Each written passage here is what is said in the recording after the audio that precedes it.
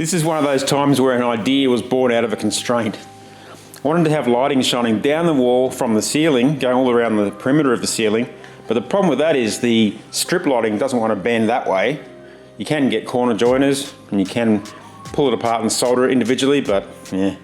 So I came up with a different idea where I could incorporate my lighting strips, but have them bend that way and not that way.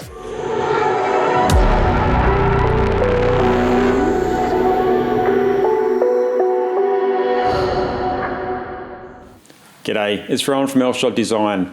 In this video we're going to look at the feature wall, which is basically a second skin wall joined onto the original wall. It has a slight gap, which is just enough room to run some strip lighting, which creates a nice gentle illumination up the wall. You might have heard me talk about 10 uses for yellow tongue flooring. These guys should pay me, I'm always talking about this stuff. Turns out this is the perfect thickness, it's actually 19 millimeters, to stick this aluminium strip on. Alright, so these are the layers. Basically we've got the main wall, then adding the yellow tongue, then the light strip sits on that. Then got this 11mm thick trim that goes up about, I've got 40 mils between the yellow tongue and the edge of this, which is just enough to hide the LED, but ensure that plenty of light emanates from behind that section. And then to meet up on this side of it,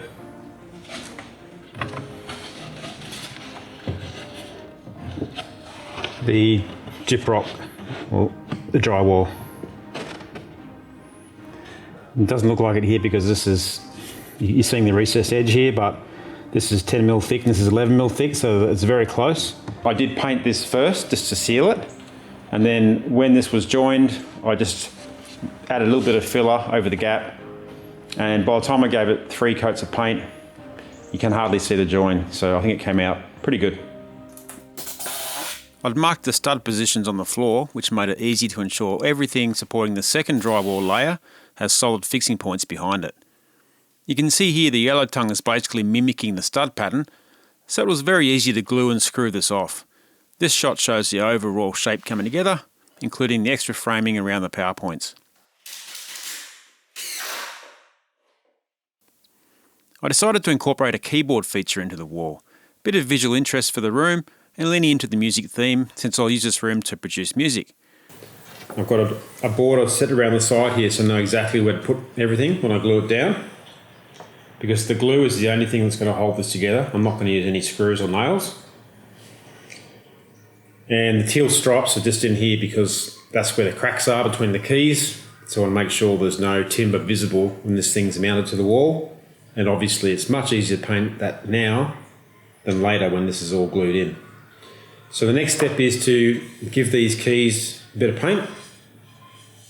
I'm going to mask out where the black keys are going to glue down so I can preserve as much non-painted area for the glue as possible. And I've sanded back the yellow tongue here as well, so the glue sticks a bit better. So next step is to glue down all the white keys. I'll weigh that down, let that dry, check that it's in the right place, and then I'll go ahead and glue the black keys, and then it can be installed. I used the same 11mm trim for the keys, 67mm for the white keys, and 42mm for the black. There's enough paint in this roller still that I could run along the edges and do all the edges of this. It's actually good having not too much paint because I didn't want it to run all over the keys. So I've actually given these 2 coats, nice and easy doing the edges first so I can grab onto it. Now I'm going to mask off where the black keys go because I want to give the glue maximum surface area on this sanded paint surface. So I'll mask them off and I can paint the tops, 2 coats, then we can move on to gluing the black keys down.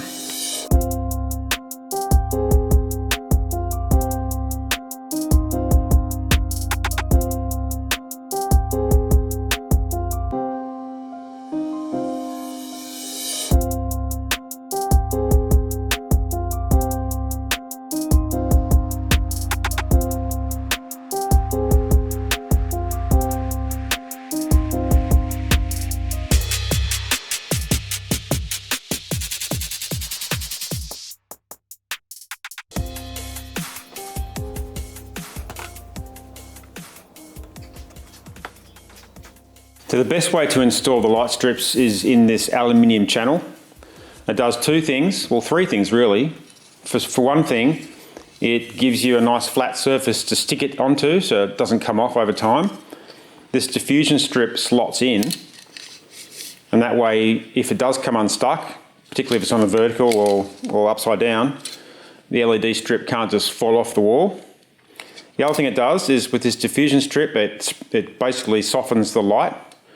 It hasn't done as good a job of that as I would have liked. If you get a really expensive LED strip that has a much higher density, where the bulbs are closer together, you'll get a more consistent light band.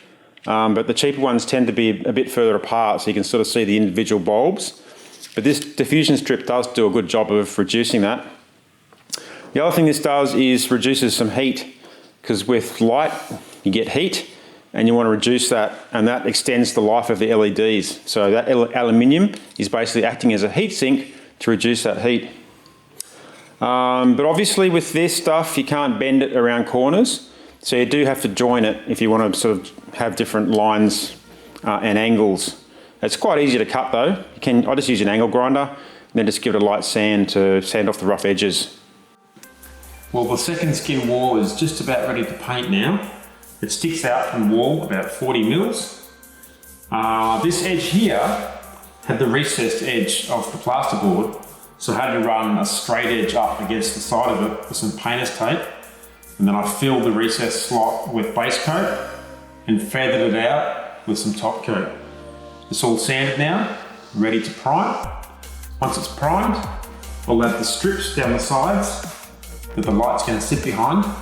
Fill the crack with some gap filler, sand it, and I can give it 2 top coats with the teal colour, and then we're good to go. The drywall's all in now, and you can see the teal rectangle where I'll glue in the keyboard feature. One of the things I was worried about when I started laying this in was that where the LEDs are would be right where I needed to do a bend, because I've got the strips bending. So I thought, I'm going to have to figure out exactly where all the bends are and slide this along so it's missing all the LEDs and joins, but it didn't really matter at the end of the day. You can bend it on any of these elements. Wouldn't force it too much, but even if it is a little bit of a bubble there and it's not a tight, it's not stuck down tightly against your angled cuts, you're not going to see that slight bubble because it's going to be lower than the double skin wall, which is about 40 mil. So I ended up just sticking it down from one end and just running it from one end to the other, and it was totally fine. I'm using double-sided foam tape for the channel, and not the whole way along. For the longer strips, there's probably a piece every 300 millimeters, which is plenty to hold them in. The LED strip also has a self-adhesive backing, and the diffusion strips either slide or snap into place. If you can slide them in from one end, it's much easier, but they do snap in as well.